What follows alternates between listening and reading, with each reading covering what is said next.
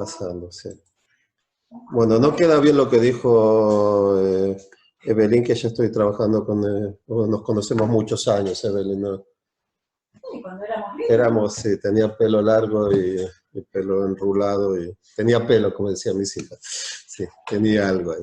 Bueno, yo voy a... Esta presentación también la di hace unos 10 días, y ahora voy a volver más que todo por la cantidad de gente que se anotó y que no puedo estar, y no es porque esté senil que voy a hablar de lo mismo, o sea, agregué también algunas cosas para un poco variar y contar otras cosas que aparecieron en estos días, más que todo para que entienda la gente de qué trabajo. Como dijo Evelyn, yo, bueno, como pueden saber a partir de cómo hablo español, yo vine de Argentina hace 31 años, terminé de estudiar ingeniería hidráulica en Argentina, en Buenos Aires, y vine a hacer una maestría en el Technion, que se transformó en un doctorado en administración de recursos hídricos. Y desde entonces estoy aquí en Israel trabajando en la compañía de agua, y tengo un curso de hidrología también en el Technion para la Escuela de Ingeniería, Escuela Internacional de Ingeniería, que, o sea, nada más para como que es bastante actual ahora. La mitad de los estudiantes vienen de China a estudiar aquí.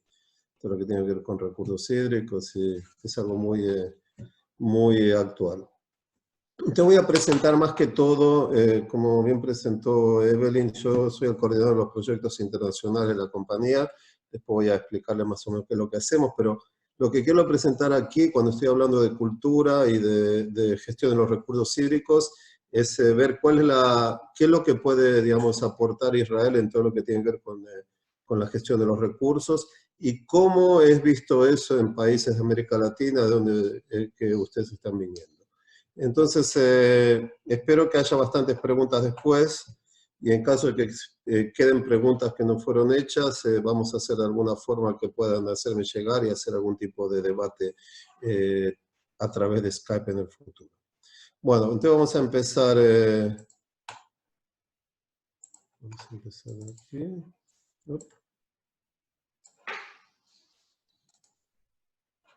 ¿Está grabando? No. Vamos a empezar con bueno, la cultura de agua y gerenciamiento integrativo de los recursos hídricos, y voy a mostrar el ejemplo del sector hídrico israelí.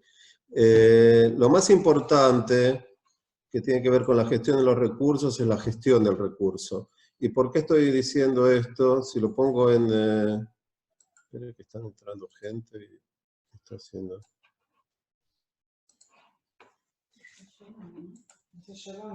No están entrando, sí. Gente que no llega a tiempo, posiblemente no hay que dejarlos entrar. Siempre está ese problema. Claro. Bueno, lo más importante es la gestión. No lo pongo, o sea, porque quiero así mucho más grande que la tecnología, porque aquí viene todo el tiempo gente de Israel va a comprar tecnología para mejorar o para, ¿cómo puedo decir?, para resolver los problemas de gestión de los recursos hídricos. Y la tecnología solo puede resolver un 10% de los problemas. Lo que tiene que estar atrás de todo eso es una buena gestión. También supongo esta varita mágica para decir que no existen soluciones mágicas. O sea, las soluciones son bien, o sea, cuando ustedes van a entender ahora lo que voy a explicar, la historia de los recursos hídricos en Israel, la historia, o sea, nos enseña cómo la gestión es lo más importante y la tecnología nos da una solución. El problema es que esas soluciones, como lo voy a presentar hoy, son soluciones que toman mucho tiempo. Y la mayor cantidad de la gente no quiere esperar por esas soluciones e intenta, o sea, una solución mágica, que en muchos casos sería una solución de tecnologías. Entonces, la gestión es el reflejo de la educación, o sea, el valor que le da cada pueblo al agua, y eso se refleja en la educación y en la gestión. O sea, este es el resumen de todo. Si alguien se quiere dormir ahora y presentar, o sea, despertarse al final, así no pierde cuál es el resumen de toda esta presentación. Solamente para entender, como dijo Evelyn al principio, yo trabajo en la Compañía Nacional de Agua de Israel, que es Mekorot. Mekorot fue fundada 11 años antes que el Estado de Israel. O sea, durante 11 años existía una compañía de agua, pero no existía un país. ¿Por qué les explico eso? Porque para que entiendan cuál es la importancia crucial del agua para este país. Aquí tiene un peso solamente geopolítico y económico impresionante, pero que desde el principio de o sea, de la creación del país se supo eso. Y por eso este país fue hecho en función del valor que tiene el agua y no al revés. Por eso, una de las cosas que ustedes van a ver ahora, yo les voy a mostrar un proceso de cómo Israel llegó a lo que es ahora. Y ustedes pueden decir, bueno, cuando yo voy a mi país no puedo hacer eso. Y la primera cosa, ¿por qué no se puede hacer eso? Es porque en realidad nosotros, Israel creció de esa forma. Dentro del DNA de Israel existe todo ese problema de lo que sería la cultura de agua que lo voy a presentar. Cuando nosotros vamos a un país que, por eso no en vano nosotros decimos que Israel fue bendecido con la falta de los recursos hídricos, cuando vamos a países que tienen mucha agua y que la cultura no es la cultura de la escasez, sino la cultura de la abundancia, es complicado cambiar la forma en que esa parte cultural de cada uno de los países y poder hacer, digamos, reformas. Entonces, además para entender, Israel es un país pequeño, como ven aquí, son solamente 25.000 kilómetros cuadrados, y estamos en una zona, digamos, en la frontera entre distintos tipos digamos, partes climáticas. En el sur es un clima árido totalmente, menos de 100 milímetros por año, donde en la punta más al sur de Israel son 20 milímetros por año. En la punta más al sur, cuando la diferencia entre el sur y el norte son 500 kilómetros, tenemos cerca de 1000 milímetros. O sea que hay una gran diferencia. Y eso, todo ese agua está concentrado, esa lluvia está concentrada solamente en 4 meses. O sea, el promedio de lluvia en todo el país es alrededor de 400, 450 milímetros por año, que no es muy diferente a distintos lugares que podemos ver en África o en Asia que estamos trabajando, pero es bastante menos de lo que hay en América Latina. Y como le dije, toda esa agua está, digamos, concentrada solamente en 4 meses de lluvia. Entonces, aquí tenemos, solamente para entender, y lo que vamos a ver hoy, aquí me está apareciendo, aquí está. Aparecen muchas cosas en Internet ahora, es un mundo que está inundado por información, y este es un pensamiento que Yuval Noah Harari, imagino que ustedes lo conocen por el último libro es 21 pensamientos sobre el siglo XXI, pero también él tiene sobre la historia de la humanidad. El problema es cómo entender de todo digamos, ese tsunami que tenemos de información, qué es lo importante y qué no. Por eso esta frase a mí me parece que es importante para tomarla en cuenta. Dice, en un mundo inundado por información no relevante, la claridad es el poder, o sea, entender qué es lo relevante y qué es lo no relevante. Entonces, vamos a empezar con lo nuestro. El Estado de Israel fue fundado en el año 48, apenas fue fundado, empezó una guerra, o sea, los países árabes atacaron a Israel, y la ciudad de Jerusalén estaba en estado de sitio. Aquí estas son fotos de cómo era abastecida agua en esa época.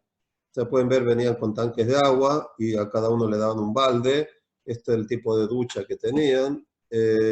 Y esto es cómo se le explicó a la gente, aquí está en hebreo, cómo se le explicó a la gente cómo usar 10 litros de agua por día. Y esto es el comienzo de lo que yo llamo la cultura del agua en Israel. Aquí se le explicaba con un panfleto que cada habitante de Jerusalén recibió cómo usar 10 litros de agua. Dejar 2 litros de agua por un lado para beber, parte de esa agua potable, estamos hablando de 10 litros de agua potable por día, parte de esa agua para cocinar, parte de esa agua potable para limpiar la vajilla, pero la limpieza final, y esa agua no hay que tirarla, hay que guardarla para ponerla con jabón cuando se pone en remojo la vajilla. Y ese agua también usted no la va a tirar, la va a poner dentro de un balde para después usarla, o para limpiar el suelo o para el vaso sanitario. O sea, no es que solamente le están explicando a la gente cómo usar el agua, sino que se asienta aquí el comienzo o la base de lo que sería el reuso de los recursos hídricos y de los efluentes. O sea, aquí vamos dos cosas. Primero, cómo se le explica a la gente. Estamos hablando 72 años atrás. Todo esto es un panfleto más grande, pero cómo se explica. Cada una de las cosas que están escritas aquí está explicada para que la gente pueda entender qué es lo que hay que hacer. ¿Está bien? Y nuevamente se está explicando cómo es el reuso de los efluentes, que es una de las cosas que vamos a ver después. Entonces, aquí les voy a presentar cuáles son los 4 pilares del sector hídrico israelí. El primer pilar es la ley de la medición de las aguas.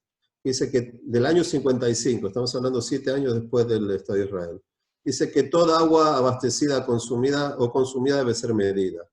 Cuando yo hablo de esto en cualquier país de América Latina, por decir, lo primero se ríen y me dicen, vos querés medirlo, ¿por qué? Porque querés cobrar por el agua.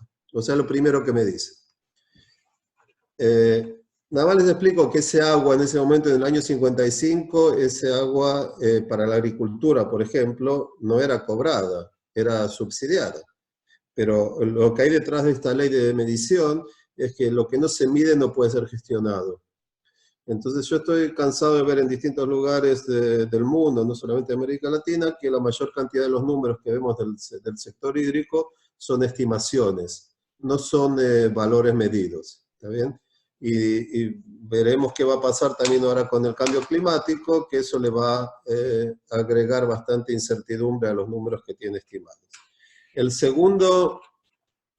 La segunda ley o el segundo pilar es la ley del agua, que fue 4 años después de la ley de la medición, y que acá dice que y le voy a decir que en muchos lugares del mundo existe una ley parecida, pero no igual por una cosa especial. Acá dice toda la forma de los recursos hídricos pertenecen al público, no al Estado. Es un bien público que debe ser administrado por el Estado para el bien de todos. Lo que tiene aquí de especial esta ley es que dice todas las formas de los recursos hídricos. ¿Y por qué digo que es especial? Porque, por ejemplo, en Israel, los efluentes tratados es una forma de recurso hídrico. Entonces ya está contemplado desde el año 59 que puede ser reutilizado. Que en algunos lugares del mundo que intentaban hacer proyectos de reuso, no establecido a quién le pertenece, si es a la municipalidad, a quien lo trata, a quien lo recoge, o sea, a quién es el dueño de ese tipo de agua. En Israel está bien claro que todos los recursos hídricos pertenecen al público y deben ser administrados por el Estado. El tercer pilar es la gestión descentralizada. Aquí existe un solo responsable. No existen muchos ministerios. Hasta el año, después van a ver, hasta el año 2005 había más de uno, pero a partir del año 2005 existe solo una autoridad del agua que es el responsable de todo. No solamente decir cuánta agua hay que utilizar de cada uno de los recursos, como que hay en muchas de las autoridades del agua en distintos lugares de América. El asunto que también aquí la autoridad del agua es el que marca o el que fija cuál es el precio del agua, que en distintos lugares del mundo no es así. Y el cuarto pilar, que es uno de los más importantes, el sector hídrico es autofinanciable. O sea, ¿qué quiere decir? Que no tenemos ningún presupuesto estatal y hasta ahora van a ver cómo eso funciona. ¿Está bien? Bueno, entonces, el segundo pilar, o el primero era de la medición, no hay nada que mostrar. Decimos que todas las formas de los recursos hídricos pertenecen al público. Nada más le muestro, por ejemplo, cuando se hizo, esto tiene mucho que ver con la parte de cultura y que lo voy a presentar. Esto lo que están viendo aquí es todo el sistema de distribución de agua en Israel. En la parte azul es agua potable, la parte roja es agua de fluentes tratados, y van a ver en algunos lugares verde es agua salobre o agua salobre tratada. Cuando se terminó de hacer todo este proyecto del acueducto nacional, en el año 64, que es traer agua del mar de Galilea para el sur, era un proyecto que estaba llevando agua para agricultura, preferentemente 80% de esa agua era para agricultura, que era subsidiada, o sea, no era cobrada, era medida pero no cobrada. Ese proyecto costó un 5% del PBI de Israel en el año 64. O sea, nada más para que entienda a nivel geopolítico, está invirtiendo 5% del PBI para un proyecto para agricultura que la mayor cantidad del agua para agricultura es subsidiada, o sea que no se va a cubrir ni los costos del agua que está siendo producida. ¿Está bien? Y otra de las cosas que pueden ver de aquí, toda la línea de reuso de fluentes, cuando se empezó el reuso en el año 89, o sea que fue el año justo que llegué, era todo el agua de Tel Aviv para el sur, que después lo voy a mostrar. En el año 2019, o sea, hasta el año pasado, el 85% de los efluentes son reutilizados, lo que significa el 45% del consumo agrícola. Y nada más quiero que tengan en cuenta, cuando después hablemos también sobre el asunto del cambio climático, el cambio climático lo que nos está poniendo mucho va a ser aumentando la incertidumbre. El asunto es que hay que pensar qué tipo de recursos hídricos son los más seguros, en cuanto a que nos reduce la incertidumbre. Los efluentes es uno de esos recursos, porque al poder abastecer agua a la ciudad, el agua de la ciudad que se transforma en efluente es agua que podemos asegurarlo. O sea, eso es muy, muy bueno para la... Entonces vamos a empezar con esto. El agua, esto es lo que estaban viendo, no sé quién de ustedes había estado acá en Israel, en el Shafdan. Esta es la planta que trata todo el agua que viene de Tel Aviv y alrededores, trata más o menos 2,5 millones de personas. Estamos hablando de unos 400.000 metros cúbicos por día.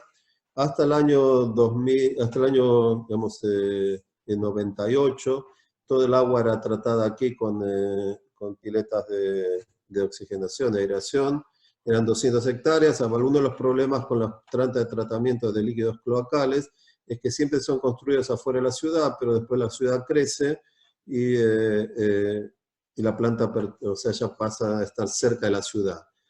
Nada que decir con una pileta de oxidación tan alta, tan grandes, hay un gran problema ambiental con mosquitos y olores. Eso por un lado. Por otro lado, como nosotros ese agua la vamos a reutilizar, para nosotros es un recurso. Entonces, para nosotros es muy importante que la calidad del agua tratada sea muy buena.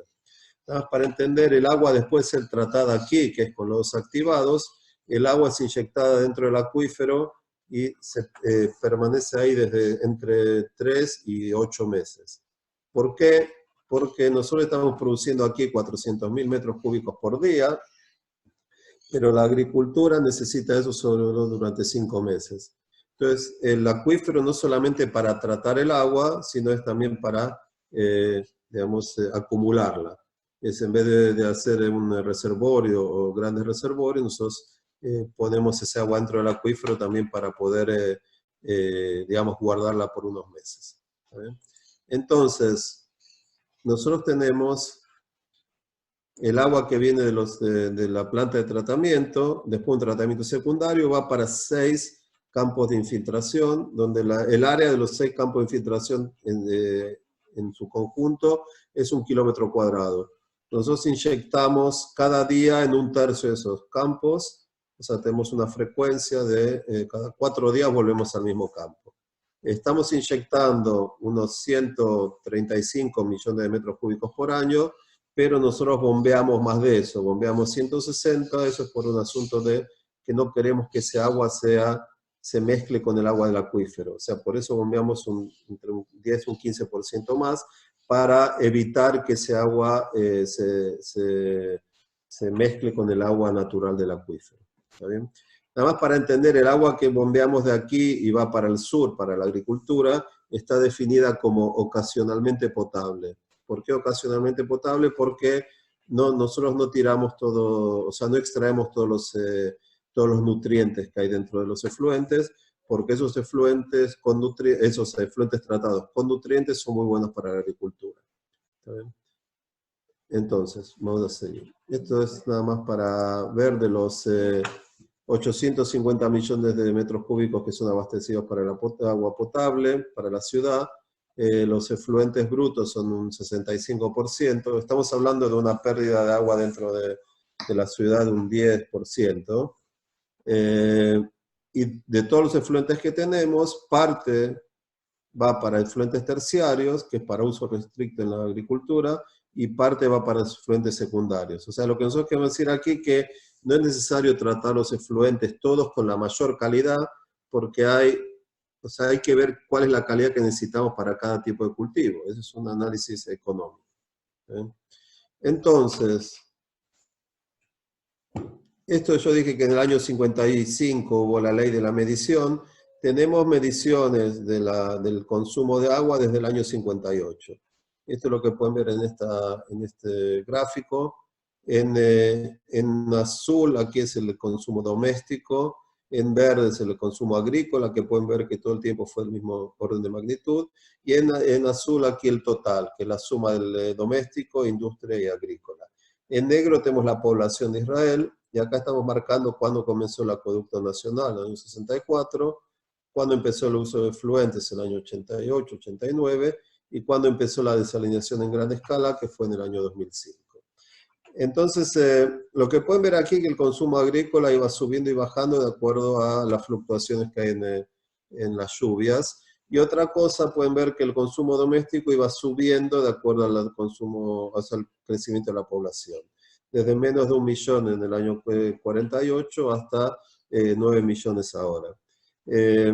La misma persona que construyó el acueducto nacional en los años 60, era uno de los ingenieros principales de Mekorot, fue uno de los que, viendo cómo crecía la cantidad de agua de consumo doméstico y cuánto se necesitaba para agricultura, fue una de las personas que inventó, o sea, que hizo la patente para el goteo, de irrigación por goteo. O sea, se sabía que los recursos hídricos eran limitados y él vio que el consumo doméstico estaba subiendo, entonces de alguna forma había que ser más eficiente con el consumo agrícola y con la irrigación. Entonces aquí ustedes pueden ver, voy a presentar un poco más. ¿Están todos bien? Pero ellos no pueden contestar. Aquí Evelyn quiere que pregunte si están todos bien, pero no los puedo ver si están bien o no. Hay 142 personas comunicando, no sé, pero no sé si están respirando, esas cosas no puedo ver. Pero no veo, ¿los ves? Y que levanten el dedo. Hay algunos. Porque hay gente que escribió que se ¿Que no están? se congeló la cosa. ¿Se congeló? No, espero que no se congele. Okay. Bueno, lo que pueden ver aquí, este gráfico es el consumo agrícola solamente. En negro es el consumo total, en azul es por tipo de fuentes. En azul es el consumo de agua potable, en verde es el consumo de agua de efluentes para agricultura y en rojo es el agua salobre. Ahora ya estamos pasando, el agua de consumo de reusada, las de efluentes, ya pasó el consumo potable. Entonces esto es del año 89 que comenzó en gran escala. Y el consumo total estamos más o menos en la misma cantidad. ¿Sí? Bueno, el tercer pilar que tenemos aquí es lo que nosotros decimos la gestión centralizada. Tenemos una sola responsable y fíjense que lo que pasó, hasta el año 2005 había varios ministerios. Y entonces, ¿cómo hacemos que es algo que está muy parecido en distintos lugares de América Latina? Antes había una comisión del agua que podía decir cuánta agua había que usar de cada uno de los recursos, de acuerdo a consideraciones hidrológicas, también, o sea, predicciones de lluvia y todo eso. El asunto de que el precio del agua era marcado, era definido para agricultura por el Ministerio de Agricultura, para el consumo doméstico por el Ministerio de Interior, o sea, para cada uno de los tipos de consumos, la comisionada del agua no tenía nada que decir con respecto al precio del agua y a los costos. A partir del año 2005 se decidió que no iba a ser así, entonces cuando se dijo que había solamente una autoridad, había que convencer a todos los demás ministerios a que, digamos, que dejen parte del poder que tenían y se lo pasen a la autoridad del agua. Entonces lo que se le hizo, se decidió hacer un directorio que está presidido por el director de la autoridad del agua, pero cada uno de los ministerios que existía en el pasado, que tenía incumbencia en algo que tiene que ver con agua, ahora tienen un voto dentro del directorio. ¿Entienden? O sea, la política puede ser marcada por todos los ministerios al mismo tiempo, pero hay un solo responsable que es el director de la autoridad del agua y hay un solo organismo que puede decidir sobre eso. ¿Está? Entonces, nosotros tenemos la Autoridad del Agua y Mekorot, que es la compañía nacional donde yo trabajo. Nosotros abastecemos agua hasta la entrada de la ciudad. Después tenemos cooperativas que abastecen agua dentro de la ciudad. Hasta el año 2005, el que abastecía el agua dentro de la ciudad era la misma municipalidad. A partir del año 2005 se decidió separar, y ahora van a entender que eso tiene que ver con toda la parte de la financiación. Se dijo que la forma más efectiva de hacer la distribución de agua dentro de la ciudad es con una cooperativa que es pública, no es una compañía privada, pero que ahora la municipalidad es un nuevo, sería consumidor de agua. Y eso van a entender por qué, porque en realidad eso tiene que ver con el cuarto pilar de que el sector hídrico es un sector autofinanciable. ¿Qué es esto? O sea, ¿qué quiere decir? Nosotros no tenemos ningún presupuesto estatal. Todo el dinero que recibe el sector hídrico viene de la cuenta del agua. Hasta, van a ver qué es lo que está incluido ahí. O sea, el precio es uniforme en todo Israel, para el doméstico y para el agrícola por separado. Todos los costos se dividen por la cantidad de agua que es abastecida. O sea, todo tiene que estar cubierto por eso. E incluye también el desarrollo de los proyectos futuros del sector. O sea, más o menos un 30% de la cuenta del agua es para nuevos proyectos. O sea, para hacer nuevos proyectos nosotros no necesitamos ningún tipo de presupuesto estatal o de autorización del gobierno para hacer eso. O sea, es definido por la autoridad del agua, la que tiene su medio de financiación. ¿Sí?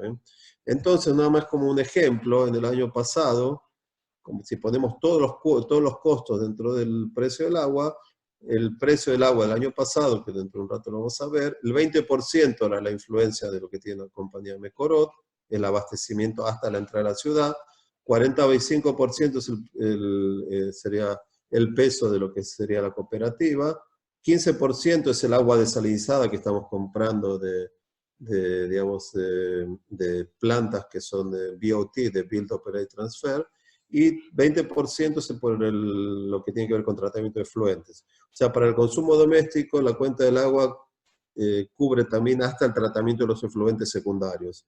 Lo que viene de ahí después para el uso de agricultura no tiene que ver con este precio, lo tiene que pagar el agricultor. Entonces nada más vamos a ver ahora el precio del agua.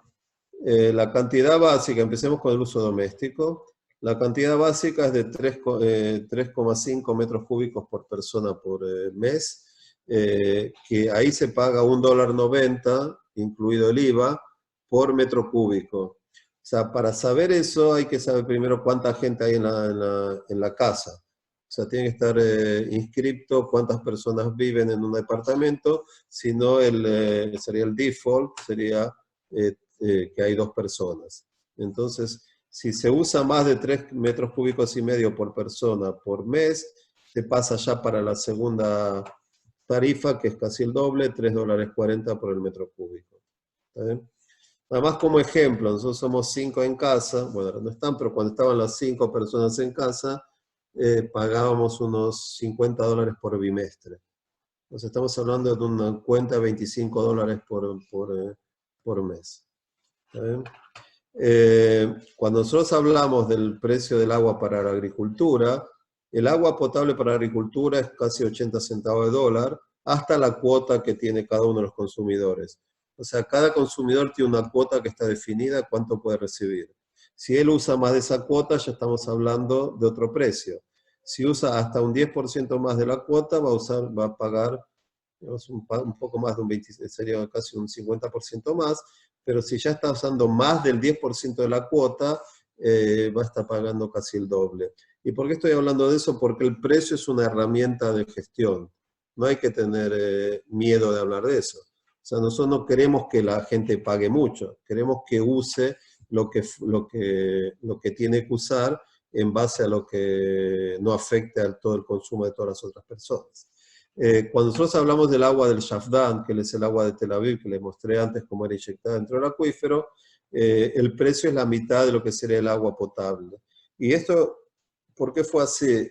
Cuando se le empezó a convencer a los agricultores a que usen este tipo de agua, que tomó bastante tiempo, no fue fácil, una de las cosas que se usó es decir que el precio era menor. O sea, se les dio agua, dicen, mira, ustedes van a pagar menos, van a recibir un 20% más de agua, o sea, la cuota se la vamos a aumentar, pero con un precio menor. Y ese agua, fuera de que sea más barata, también tiene nutrientes. O sea, por eso va a ser más barato para ustedes, porque ustedes tienen que usar menos fertilizantes para hacer el cultivo. Y lo último la última, digamos, condición o la última razón para poder convencerlos es que nosotros les podemos garantizar ese agua. Que eso no es fácil, o sea, cuando nosotros le podemos, como es agua que estamos abasteciendo a la ciudad, nosotros podemos garantizar que vamos a dar ese agua. Al poder garantizar que vamos a dar ese agua, el agricultor puede, digamos, planificar qué es lo que va a hacer. Nosotros no le tenemos que decir al agricultor qué tipo de cultivo hacer. Él sabe cuánto va a pagar y cuánta agua va a recibir. Entonces él puede hacer el cultivo que sea más relevante y más, digamos, económico para él. Nada más como ejemplo aquí, si son efluentes de distintas calidades, cada efluente tiene otro precio y también para cada uno se define cuál es la cuota. Bueno, entonces, ¿qué quiere decir? Esta estructura de precios uniformes incentiva y también posibilita la introducción de nuevas tecnologías. ¿Por qué? Porque el que va a usar esa tecnología no es el que la va a pagar, lo va a pagar todo el sector hídrico. Lo mismo que con los recursos hídricos más caros, que en este caso sería agua de desalinización.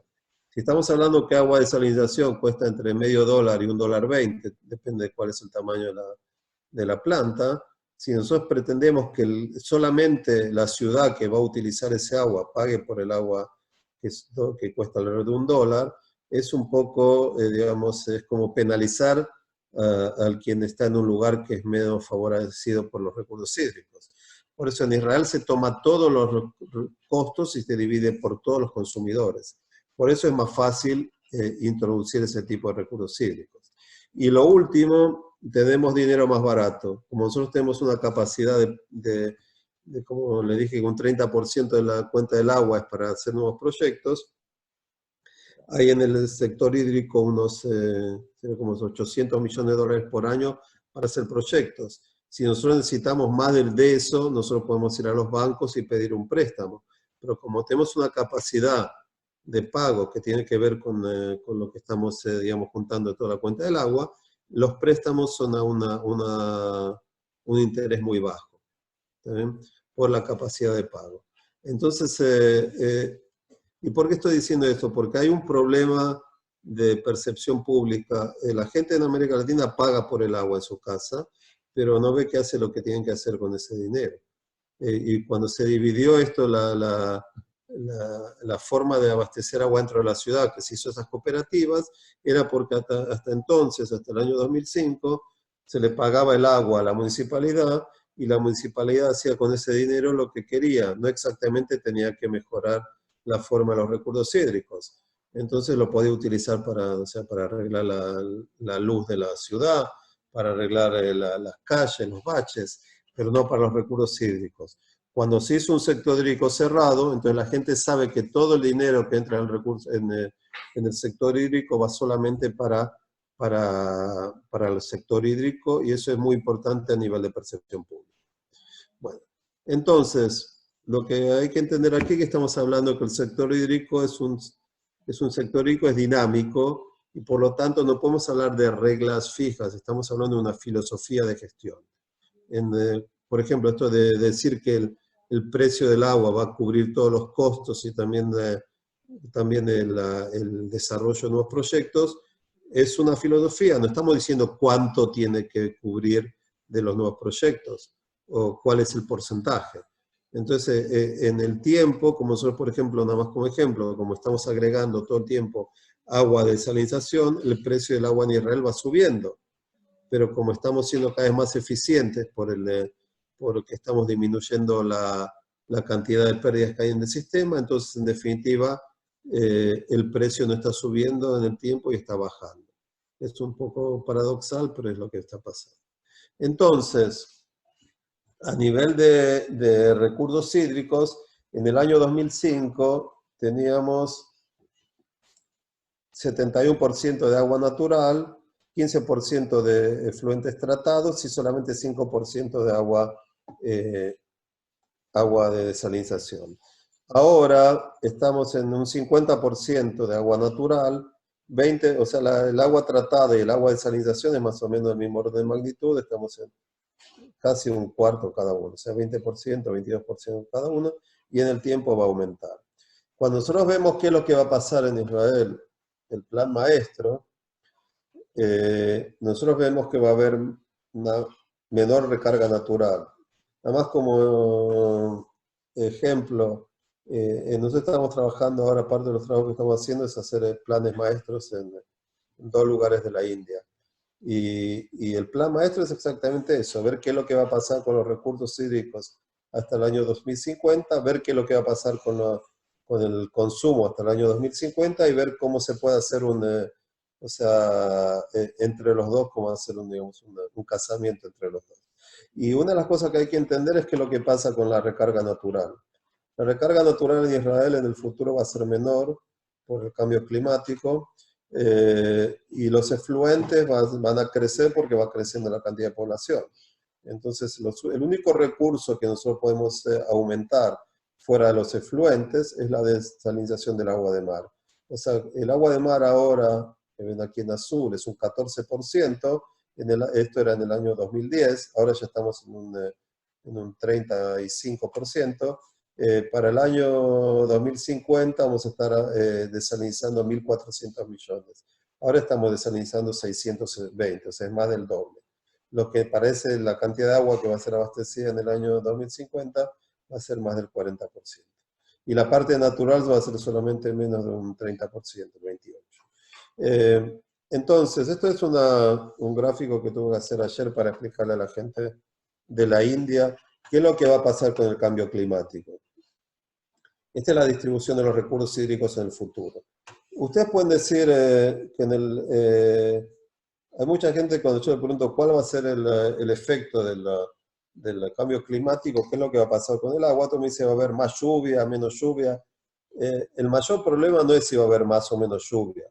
El mayor problema es qué es lo que va a pasar con la variación interanual, lo que decimos varianza de los recursos. ¿Por qué? Porque si nosotros tuviéramos que la variación fuera cero, todos los meses o todos los años tendríamos la misma cantidad de agua. Y digamos, para la planificación del sector hídrico está muy bien. Porque cuando nosotros hacemos planificación de un sector hídrico para un plan maestro, nosotros intentamos reducir la incertidumbre que tenemos en los recursos. En el futuro esa incertidumbre va a ser mucho mayor, porque vamos a tener más valores, más eventos extremos. ¿Qué quiere decir? Vamos a tener, y es algo que ya estamos viendo en distintos lugares del mundo, más años con una gran cantidad de lluvias, y vamos a tener una sucesión de años con poca cantidad de lluvias. En promedio va a ser lo mismo. Pero el problema es cómo hacemos para gestionar eso. O sea, nada más como ejemplo de lo que estaba mostrando aquí, un ejemplo de aquí del Punjab, del norte de la India, algo que hasta ahora tenía, ustedes pueden ver si estamos dando una mayor variación a esos recursos hídricos, lo que estamos haciendo, estamos aplanando la curva, que ahora está muy de moda con el asunto del coronavirus, que hay que aplanar la curva, todo el tiempo se dice, bueno, los recursos hídricos van a ser aplanados. ¿Qué quiere decir? Que el promedio va a ser el mismo, pero ustedes que pueden ver la función del año 2050 es más baja aquí en el medio, pero está más como engordada, ¿no? Entonces, ¿qué es lo que va a pasar? Ustedes pueden ver este valor que tenía un 5% de que ocurra en el año 2020, en el año 2050, en vez de tener un 5%, va a ser un valor que va a tener un 10%. O sea, ¿qué quiere decir? Un valor que tiene un 5% es algo que puede pasar una vez cada 20 años. Y estamos hablando en algo que pasa de ser de un 5% a un 10%, ese valor va a tener una frecuencia de una vez cada 10 años. Entonces, cuando estamos hablando de ese tipo de recursos, no solamente para las sequías, estoy hablando también para los valores extremos. ¿Está bien? Y es por eso que va a ser necesario en muchos lugares entender que la gestión es la base de todo eso. Bueno, entonces, el resumen hasta ahora, un resumen en medio. Hay que conocer y estudiar, no solamente hay que medir, no hay que estimar, hay que estudiar los recursos y entenderlos. Y nuevamente le digo, el futuro va a ser más complicado de lo que es hasta ahora. Hay que definir bien los objetivos del sector. Hay que planear muy bien a corto, medio y largo plazo. Todo esto para reducir la incertidumbre que existe. Hay que implementar políticas bien claras porque la población cuando se implementan políticas claras está a favor de eso. y hay que implementarlas en forma gradual. Y eso está basado básicamente en la educación y en la capacitación. Y otra cosa que a mí me gusta siempre poner aquí es que hay que ejecutar obras. América Latina es una de las mayores concentraciones de estudio de factibilidad del mundo. Hay muchos proyectos que se hicieron de estudio de factibilidad, pero nunca fueron hechos. Y nosotros sabemos que proyectos o los problemas del sector hídrico nunca se resuelven solo con el tiempo. Un problema que tenemos ahora en el futuro va a ser peor si no lo resolvimos. O sea, si tenemos que abastecer a una población y no lo hicimos ahora, dentro de unos años va a haber más gente, hay que abastecer con más. Si no hicimos un problema de contaminación de un acuífero y no lo resolvimos ahora, en el futuro va a ser peor. Por eso hay que ser pragmático. Nosotros en Israel decimos que el proyecto perfecto es el enemigo del buen proyecto, porque nunca usted lo va a hacer. Entonces, como resumen del resumen, en Israel, el hecho de que no haya agua, empezamos con una cultura de la escasez, nuevamente en contradicción con distintos lugares de América Latina que empiezan con una cultura del agua, de la abundancia, eso empezó a influenciar en lo que sería la política pública de gestión, que en definitiva dijo que había que educar a la gente de esa forma, de que no exista cultura del agua, pero era algo que la gente siempre lo sentía porque era algo que todo el mundo lo ve en cualquier lugar.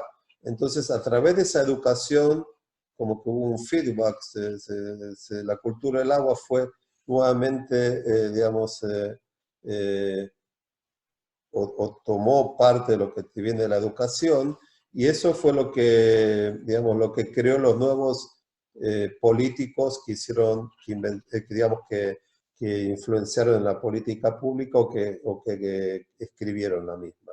Y todo esto está basado en lo más importante de aquí, que es la confianza entre los tres sectores. Cuando yo le mostraba esa obra que fue hecha el Acueducto Nacional del año 64, que fue un 5% del PBI de Israel, para agua que no va a ser cobrada para agricultura, eso es una forma de crear o de construir la confianza entre los sectores. Y es algo que es imposible hacer ningún tipo de gestión de los recursos hídricos si no existe confianza entre todos los sectores, y es la piedra fundamental. El problema es que en muchos lugares hay que crear esa confianza o que hay que reconstruirla porque no existe. Entonces, ¿cuáles son los desafíos? El primer desafío existente es que hay que acabar con la ilusión de que existen soluciones mágicas o instantáneas. No es poco, pero es empezar por ahí. Y este será un predesafío. Cuando se le preguntaba a la gente, como estamos hablando, todos los cambios que se pueden hacer en los recursos hídricos en los países, son cambios que los cambios de forma necesitan mucho tiempo para ser hechos. Entonces, solamente como el ejemplo, en Punjab, que estamos trabajando en el norte de la India, veo gente como el primer ministro, que en realidad no sé si va a haber los cambios que va a haber en los recursos hídricos hasta el año 2050. Entonces, la pregunta, viendo eso, yo me preguntaba si la gente, si ese primer ministro está haciendo ese cambio sabiendo que no va a haber los cambios, ¿qué es lo que necesita una persona para realizar un esfuerzo sabiendo que posiblemente no verá los frutos del mismo? Y ese es uno de los mayores desafíos que existe, porque eso está basado en la confianza entre las partes. O sea, toda la gente, cuando yo le preguntaba eso, si estaba dispuesto a hacer un esfuerzo por algo que no va a haber los frutos, todo el mundo, todo el mundo, la mayor cantidad decía que estaba dispuesto si todo el mundo hacía ese esfuerzo, si no voy a ser el único que lo haga. Entonces es imposible hacer una gestión de los recursos sin trabajar sobre eso, que es una de las cosas más importantes. Y nuevamente, eso tiene que ver también con el sinceramiento. Usted diría, nada, el que tiene problemas, o sea, el culpable son los políticos o la compañía del agua o el ministerio. Hay que sincerarse. Cada uno tiene, digamos, no voy a decir que el gobierno que eligió, pero fue el gobierno, los gobernantes que dijeron lo que quería ser escuchado para ser elegido. Si alguno lo hubieran dicho, como me dijo un presidente de América Latina una vez, que le expliqué todo lo que había que hacer para mejorar el sector hídrico de su país, le pregunté, si usted hubiera dicho que hay que hacer todo esto, ¿lo hubieran elegido? Y él me dijo, nunca en la vida me hubieran elegido. Y también me dijo, la única forma de solucionar los recursos hídricos de mi país es volver, mandar toda la población a otro lugar y traer israelíes que vivan aquí. O sea, que cambiar en forma inmediata la cultura o la educación de la gente. Entonces, la base para todo ese cambio es la aceptación pública y la concientización, porque el público debe saber qué es lo que hay que hacer. Y eso va a partir de la educación. ¿Está bien? Entonces, este creo que es el último desafío, y hay que entender y aceptar que no hay cosas gratis. O sea, hablar de dinero no es una vergüenza. ¿Y por qué digo eso? Porque yo creo que el más interesado en que el precio del agua, el precio, lo que se paga con los consumidores, el más interesado de que ese precio sea justo, es el mismo consumidor. Y nuevamente, no estoy hablando de ningún sector privado, estoy hablando de un sector público, pero que gestiona todo para el bien de todos y no para el bien de un sector determinado. Entonces, bueno, esto antes de empezar con las preguntas, solamente una transparencia, se dice todavía. Bueno, estamos en la época de Matusalén. Bueno, no sé cómo se llama. Fíjate que era toda la época de la pandemia, nuevamente en esta semana estamos volviendo a una cuasi normalidad aquí en Israel, pero una de las cosas que nosotros, a pesar de que estamos trabajamos mucho, todo lo que tiene que ver con el sector hídrico, o sea, en situación de emergencia, que hasta ahora siempre que hablamos de situación de emergencia eran ataques, terremotos, tsunamis, pero nunca pensamos una pandemia. O sea, nada más como ejemplo de las cosas que se trabajaron aquí durante los últimos 2 meses, es cómo hacer para dividir que no haya infección entre los empleados. Por ejemplo, se trabaja en turnos atomizados, o sea, los laboratorios que tenemos que trabajan con agua, hay grupos que trabajan y no pasan empleados de un grupo a otro, porque si en caso de un empleado va a estar enfermo, entonces hay que cerrar todo el laboratorio o hay también de unidad de distribución de agua. O sea, intenta atomizar para así en caso de que haya algún tipo de empleado que esté enfermo, no haya que mandar todo el mundo y parar la producción. Otro, el asunto de los fake news, que ustedes saben que empiezan a decir que encontraron coronavirus en el agua y o sea, un montón de cosas ahí. Por eso, como dije al principio, hay mucha información y intentar evitar caer en esto, lo que tiene que ver con fake news es muy importante. Y, por ejemplo, también cómo hacer ahora, nosotros estamos dependiendo de distintos tipos de productos químicos que venían del exterior, cómo hacer para mantener toda esa producción. Y bueno, fue una de las cosas que fueron a empezar a pasar a nivel alternativo y que parte de esos productos químicos ahora son hechos aquí. Y bueno, y lo último que está muy de moda, toda la parte de ataques cyber, que todo el tiempo, no le voy a decir todos los días, pero todas las semanas tenemos algunos. Entonces, terminé aquí. Muchas gracias, terminé aquí. Bueno, si no tienen que aplaudir, ¿no? ¿Qué? No habla nadie, no sé si está... Bueno, momento. Bueno, primeramente, bueno, muchas gracias. En nombre de todos. Muy bien, Diego, gracias. ¿Pero hay preguntas? Bueno, vamos a ir a algunas preguntas, sí. ¿Dónde te Weider Rojas preguntó antes, comentaste algo de eso, por ahí puedes ampliar un poquito sobre cómo concientizar a la gente en el uso eficiente del agua. ¿Cómo concientizar?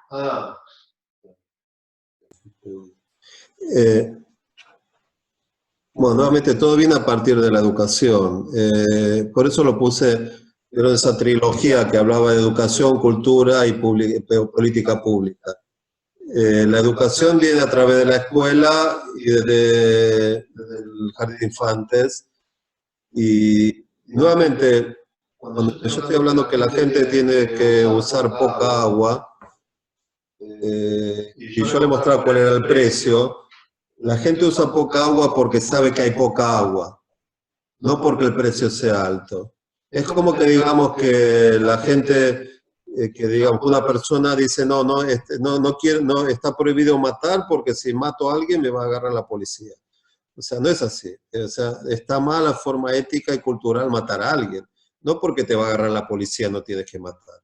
O como la gente que dice, bueno, puedo correr a 200 kilómetros por hora, pero tengo miedo que me agarre la policía. O sea, hay un asunto entre qué es lo que está mal hecho o qué es lo que hay que hacer y cuál es la penalización que puede tener por eso. Por eso es un asunto cultural. Es imposible pensar que la gente va a usar solamente poca agua porque el precio del agua es alto. Y nuevamente, no es tan alto, si estoy hablando que estoy pagando $25 por mes para 5 personas.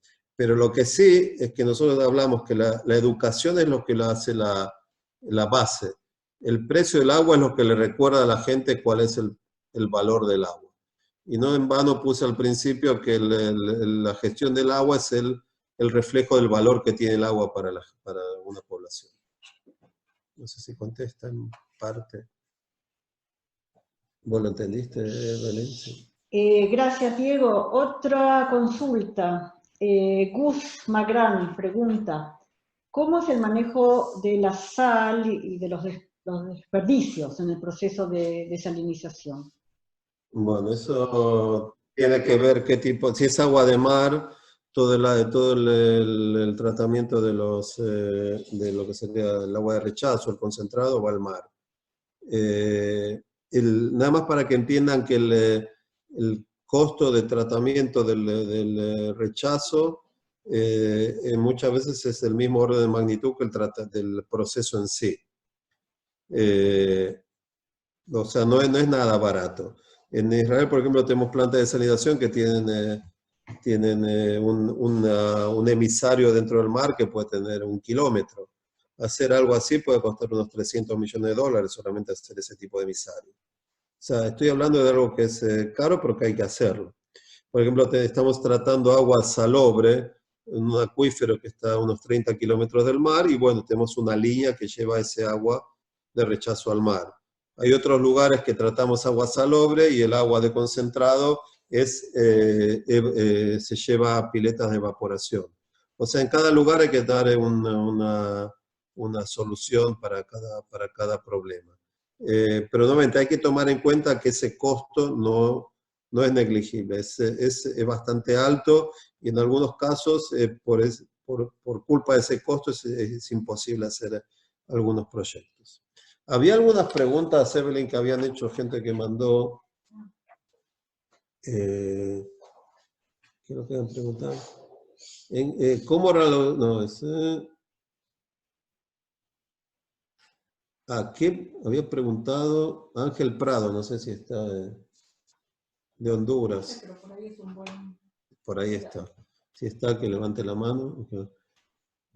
¿Qué metodologías o procesos se pueden aplicar para el manejo de fuentes de agua que están reduciendo su caudal y la población que se beneficia de ellas aumenta?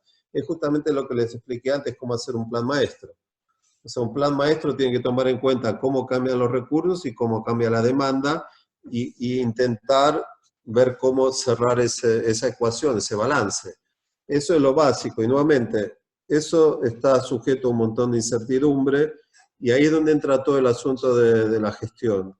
Si hay que construir más reservorios para almacenar agua o ver qué tipo de fuentes adicionales hay que tener. O sea, hay que tomar, y como estoy diciendo, es lo mejor para hacer gestión de los recursos hídricos, como se hace en Israel, es tomar, en Israel es todo el país, pero hay lugares que se toman regiones. Se toma toda una región y se hace la gestión integrativa de los recursos hídricos de esa región. Lo ideal sería tomar en definitiva todo un país para poder, es lo más ético, como estaba diciendo, a nivel de llevar agua de un lugar, lo que se dice trasvasamiento, llevar agua de un lugar que tiene más agua a un lugar que tiene menos agua. Pero para eso hay que analizar todo el país a nivel de los recursos hídricos y también dividir los costos entre todo el país. Por eso es mucho más accesible que tomar solamente una región. Sí, ¿alguna otra? Edmundo, El quizás, mundo. quizás contestaste un poquito esa pregunta recién. ¿Cómo hacer la vinculación del tema del agua con el manejo adecuado de las micro o subcuencas? Eh, a mí no me gusta entrar en lo que está muy... Espera, bajarle.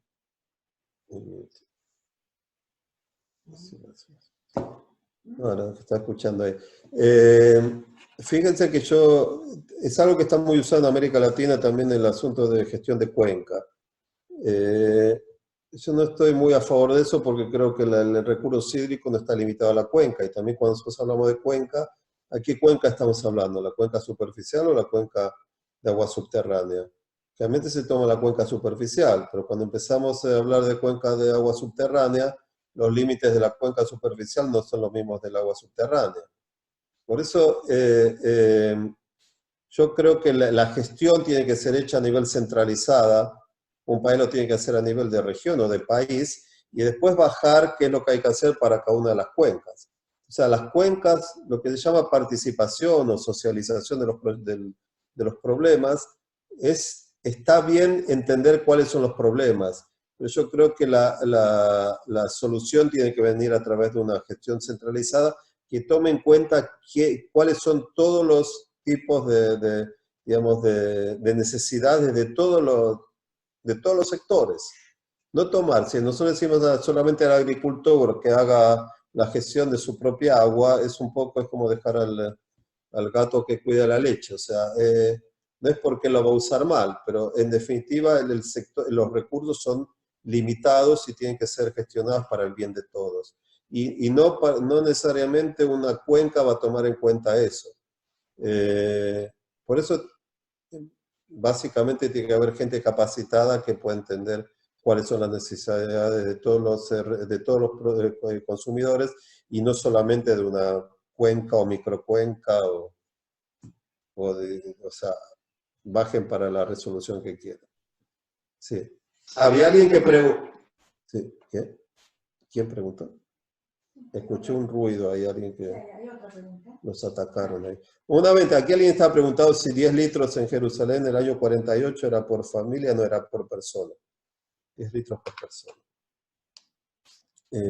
Hay, creo, una pregunta interesante, Diego, que, sí, de Julie. Mi pregunta es si en las casas hay un sistema para reutilizar el agua. No, no. No, ¿por qué? Porque nosotros no estamos incentivando eso, porque nosotros reutilizamos el agua, todos los efluentes domiciliarios, el 85% va para agricultura, que la necesita más que el consumo domiciliario. O sea, no está, o sea, se prohibió aquí el reuso de aguas grises dentro de los departamentos. El que estuvo en contra de eso fue el Ministerio de Salud, porque dijo que empezar a hacer una doble cañería dentro de los departamentos. Ahora nosotros sabemos qué cañería lleva agua potable y cuál cañería lleva agua tratada o agua gris, pero digamos que nosotros vendemos el departamento y viene otra persona ahí y después va a conectar a una cañería, o sea, va a hacer una conexión clandestina y va a empezar a tomar agua de donde hay agua gris. Entonces el Ministerio de Salud dijo que dio su veto y dijo no, o sea, el agua para consumo domiciliario es solamente agua potable, solamente en algunos asentamientos alejados, o por ejemplo los hoteles que están al lado del Mar Muerto, ellos hacen su reutilización de las aguas grises, pero es un sistema totalmente cerrado. O sea, la gente no... O sea, es un hotel que está reutilizando o una cierta, digamos, un lugar agrícola que está reutilizando el agua para aguas grises. En los departamentos está totalmente prohibido y no incentivamos eso. Sí. ¿Nos podés contar un poquito qué pasa aquí con los agroquímicos, con la contaminación de cursos de agua? Y bueno, eso está todo reglamentado para el Ministerio de Medio Ambiente, pero agroquímicos de que para irrigación. Agroquímicos contra enfermedades de plantas. Y bueno, aquí, nuevamente, aquí estamos todos de acuerdo a o sea, lo que se usa el estándar europeo, porque gran parte de la agricultura aquí de Israel es para los cultivos o los productos son exportados a Europa. Entonces estamos de acuerdo al estándar que existe ahí. Y nuevamente, como el consumo agrícola es muy eficiente, entonces se usa bastante poco, pero se usa nuevamente, dentro de los estándares que están definidos aquí y en Europa.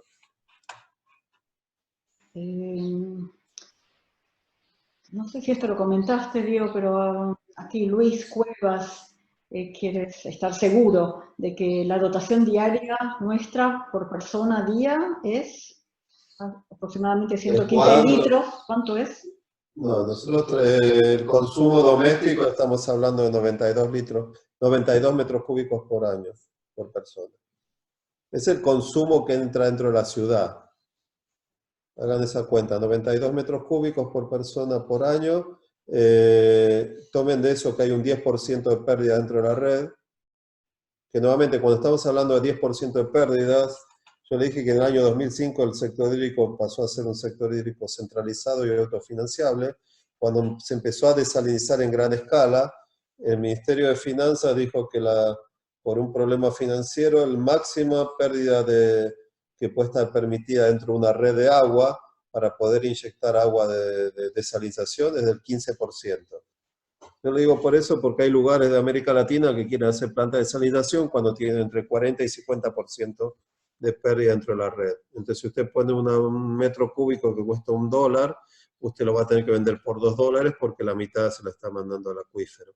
En Israel desde el comienzo se dijo que no podía haber más de un 15% y por eso se empezó en el año 2005. Pero como hay dinero para poder, por ese autofinanciable, se redujo las pérdidas dentro de la red de un 15% a un 10% en todo el país, donde las grandes ciudades como Tel Aviv, que la mayor cantidad de agua de Tel Aviv es de desalinización, la pérdida ahí está en un 7%.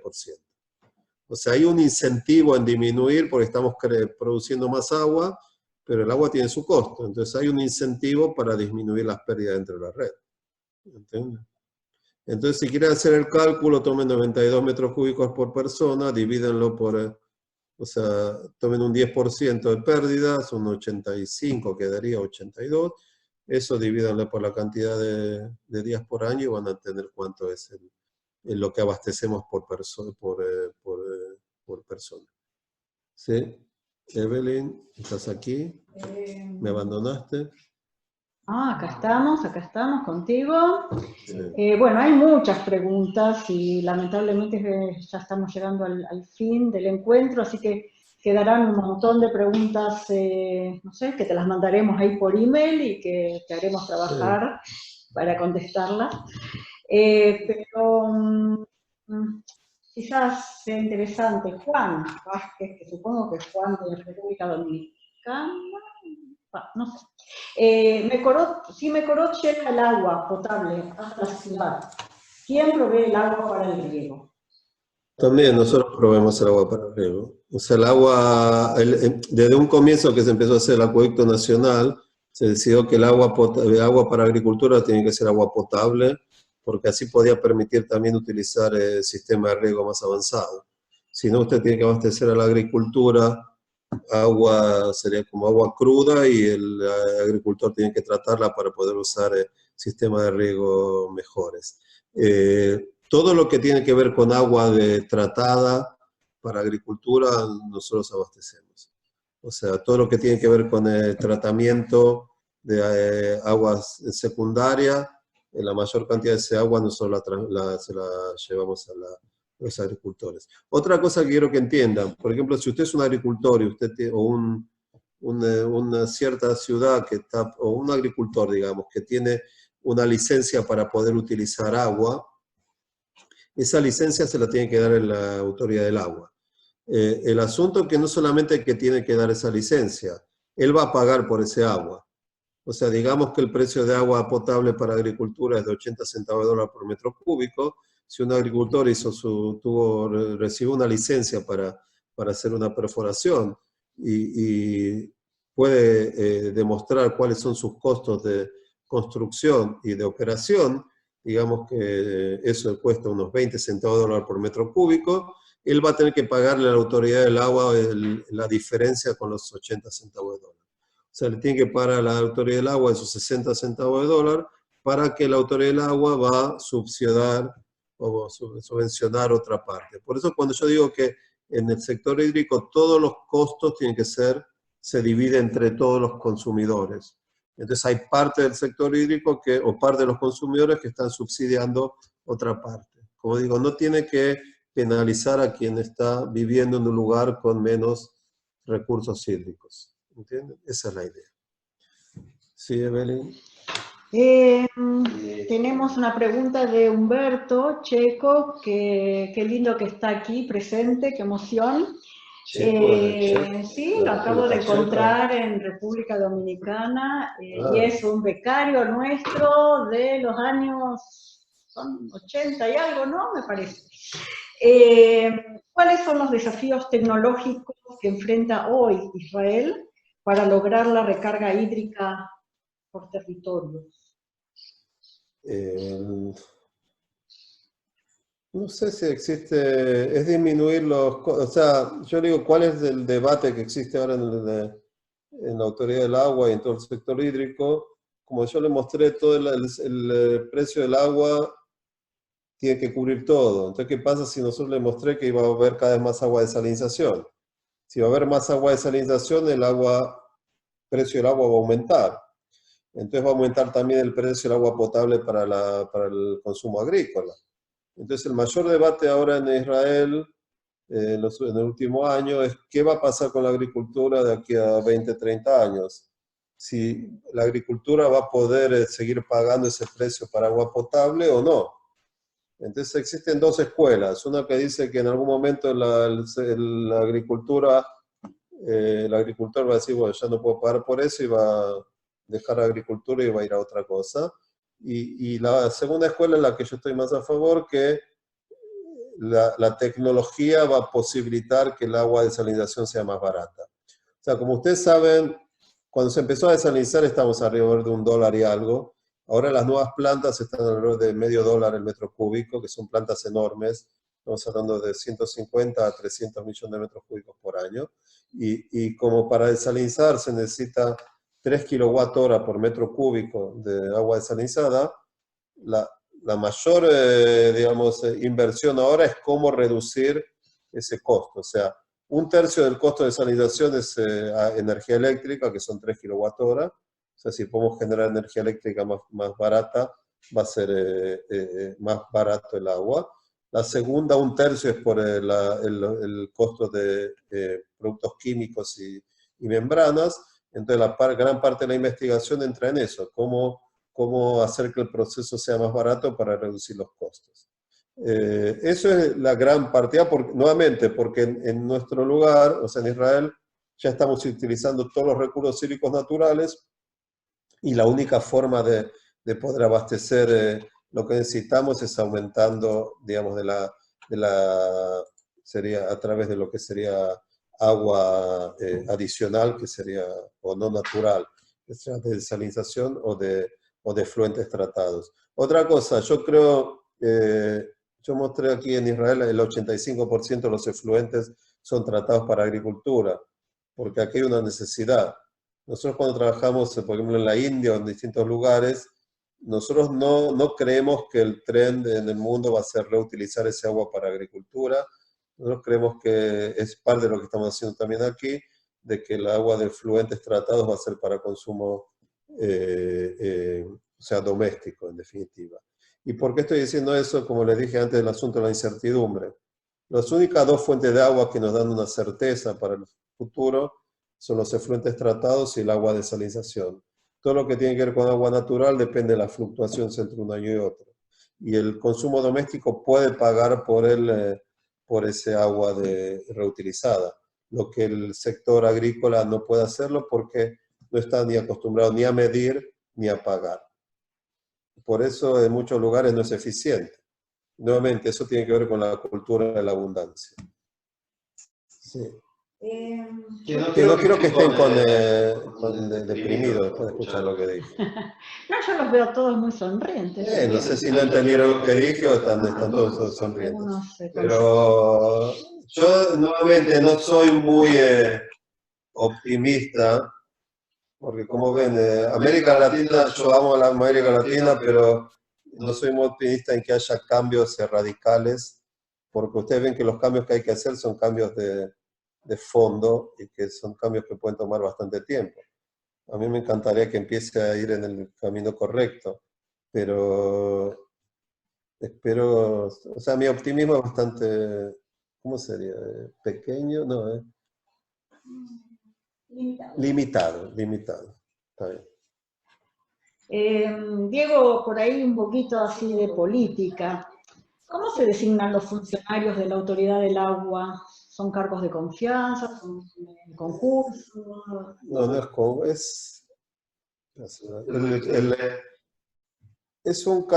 confianza. El director de la Autoridad del Agua es de cargo de confianza. Es designado por el ministro de Energía y Agua, pero no depende de él, es solamente designado. La Autoridad del Agua es autárquica, también a nivel de presupuesto, como demostré antes. O sea, el ministro de Energía y Agua solamente lo designa. Nuevamente, teóricamente no puede afectarlo ni influenciarlo, pero básicamente intenta estar bastante separado. Nuevamente, el asunto de hacer un sector hídrico que es autofinanciable fue para separar todo el sector hídrico de lo que sería la política o la hidropolítica. O sea, no se puede afectar a qué tipo de obras se van a hacer en relación al partido político o al gobierno de turno, porque el sector hídrico es autárquico. Ok, hay muchas preguntas y yo creo que esto puede ser el principio de una idea que tenemos. Una amistad. Tenemos una idea de armar un foro de discusión en el tema de aguas para América Latina, así que quizás este sea un primer paso. Y entonces la pregunta quizás para terminar este encuentro, Diego, pregunta Francisco Lemus. ¿De dónde es Francisco? No sé de dónde es. En los países que no tienen una ley de agua, ¿cómo se empieza, crees, con una gestión objetiva del recurso hídrico? No, en todo país existe algún tipo de ley de agua. En todos lados se escribió, el asunto si es una ley que puede ser implementada. Por ejemplo, ahora nosotros en el norte de la India estamos cambiando toda la estructura del sector hídrico. Eso es en la base al cambio, ese cambio se hace en base a sentarse con ellos y hablar mucho. Y como dije en un principio, hay que crear y construir esa confianza entre las distintas partes. Las leyes, todo tiene que estar bien. Aquí están hablando de algo, en Guatemala no hay ley de agua. Yo sé que no hay ley de agua. Hay algo parecido, pero que no fue todavía autorizado. Existe algo que regula en cada lugar, pero no. Y nuevamente, todo eso tiene que ser basado en el diálogo entre las distintas partes, porque en definitiva todo el mundo tiene que entender que estamos en el mismo barco. Si el tener, por ejemplo, en muchos lugares hablan de derechos sobre el agua, y si usted suma los derechos que todo el mundo tiene sobre el agua, es más de la cantidad de agua que existe en un país. Entonces, ¿cómo se puede hablar de derechos sobre algo que no se sabe cuánta gente existe, cuánta agua hay, y cómo va a ser influenciada por el cambio climático y por la incertidumbre? Entonces, en definitiva, hay que sentar en los lugares donde se intenta hacer ese cambio. La única forma de hacer ese cambio, yo hablé de un sinceramiento, poner a la gente a hablar y hacer de una forma estructurada y direccionada para poder entender qué es lo que quiere, qué país, cuáles son los objetivos del país, para qué quieren el agua, y intentar entender una estructura, un marco que pueda ser implementado. Todo tiene que, nuevamente, es a través del sinceramiento y del diálogo, no de otra forma. Evelyn. La maestra de ceremonia. Ok, yo creo, Diego, que con esta pregunta vamos a cerrar. Hay muchas preguntas pendientes. Hay muchas preguntas que tienen que ver con aguas residuales y yo creo que vamos a hacer un encuentro específico para el tema de aguas residuales. Hay temas que tienen que ver con educación. Ustedes saben, nosotros también estamos aprendiendo un poquito cómo reestructurar nuestra capacidad de capacitación a esta nueva herramienta, pero creo que mucho nos gustaría hacer encuentros quizás más pequeños que esto, que nos permita también darles a ustedes la posibilidad de compartir experiencias. ¿Cómo le puedes pasar mi mail a todos y que me escriban quien quiera? Nosotros estamos en este momento poniéndoles en el chat, primeramente nuestra dirección de Facebook, donde van a encontrar información sobre próximas actividades. Acá ahora me está ayudando ponerle la dirección de dónde va a aparecer esta charla grabada, la estamos grabando y la vamos a subir en los próximos días a nuestra página de YouTube. Si alguien tiene algún problema, acá va también, acá les voy a poner mi email personal. Y manda mi email también. Vamos a poner el de Diego también. ¿Quieres que lo escriba yo? Acá va el de Yo Diego. escribo el mío. Yo escribo el mío. Okay.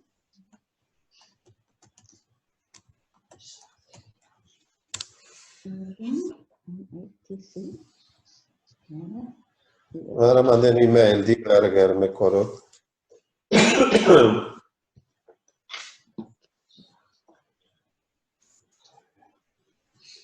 Ahí va el email mío. Desde ya tenemos también todas las preguntas de ustedes aquí grabadas, así que Diego, por ahí podemos seguir contestando. Si puedo mandar algo, mando.